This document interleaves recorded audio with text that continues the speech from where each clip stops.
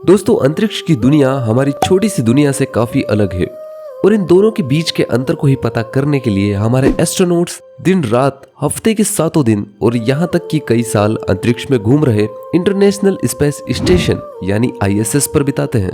ISS अंतरिक्ष यात्रियों के स्पेस में ठहरने के लिए एकमात्र जगह है जहाँ एस्ट्रोनॉट्स रहकर स्पेस और पृथ्वी के साथ साथ दूसरे ग्रहों के बारे में रिसर्च करते हैं। लेकिन इस जगह पर रहना उतना भी आसान नहीं है जितना ये आसान लगता है। एक तरह से देखा जाए तो यहाँ इनका खाना पीना हराम हो जाता है। एस्ट्रोनॉट्स स्पेस में ना तो अच्छे से खा सकते हैं और ना ही आसानी से जा सकते हैं। जी हाँ, यहाँ इन्हें नहाने से लेकर टॉयलेट जाने तक के लिए कई सारे जुगाड़ लगाने पड़ते हैं। अब इतना कुछ सहने के बाद भी ये लोग यहाँ खुशी खुशी रहना पसंद करते हैं क्योंकि ऐसा मौका हर किसी को नहीं मिलता। दोस्तों, इंटरनेशनल स्पेस स्टेशन अंतरिक्ष में हमारे यानी इंसानों के एक छोटे से ठिकाने का काम करता है। एस्ट्रोनॉट्स यहाँ रहकर रिसर्च करने के साथ साथ अपनी आम जिंदगी भी जीते हैं और इस वीडियो में हम आपको उन्हीं एस्ट्रोनॉट्स की रोजमर्रा की लाइफ के बारे में बहुत कुछ बताने वाले हैं, तो इस वीडियो को अंत तक जरूर देखिएगा। अब इन एस्ट्रोनॉट्स की आम जिंदगी को अंतरिक्ष में एक चीज बहुत ही बेकार बना देती है और वो है लैक ऑफ ग्रेविटी। दोस्तों, अंतरिक्ष में किसी भी प्रकार की ग्रेविटी नहीं होती, जिसके कई फायदे होने के साथ साथ नुकसान भी है और इसका खामियाजा इन एस्ट्रोनॉट्स को अपनी जिंदगी से कॉम्प्रोमाइज करके भरना पड़ता है। ऐसा कोई भी काम जो पृथ्वी पर हम आसानी से करते हैं, इसे यहाँ करना काफी मशक्कत भरा हो जाता है। तो शुरू करते हैं सुबह के सबसे पहले काम, टॉयलेट से। अब ISS में एस्ट्रोनॉट्स का टॉयलेट जाना पृथ्वी जितना आसान काम नहीं है क्योंकि यहाँ ग्रेविटी नहीं होती तो बहुत ज्यादा चांस है कि आपका किया गया कार्यक्रम आपके ही मुंह पर आकर लगे। अब बिना ग्रेविटी के हर चीज यहाँ तैरने लगती है, तो यहाँ स्पेशल टॉयलेट का उपयोग किया जाता है।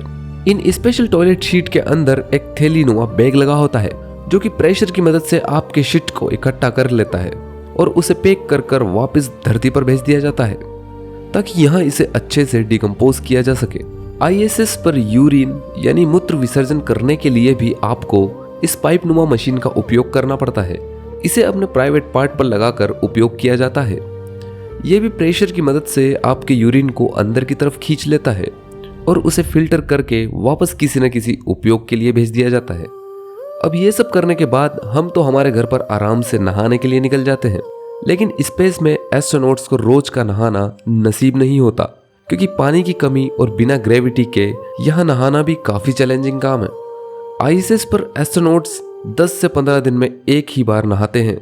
ज्यादातर समय इन्हें अपने शरीर पर कुछ स्पेशल जेल लगाकर गीले कपड़े से खुद को पोंछने का ही मौका मिल पाता है, लेकिन कभी कभी ये इस कैप्सूल नुमा ट्यूब में खड़े होकर थोड़े बहुत शावर का मजा ले पाते हैं। यहाँ इनका ब्रश करना भी किसी छोटे एडवेंचर से कम नहीं है।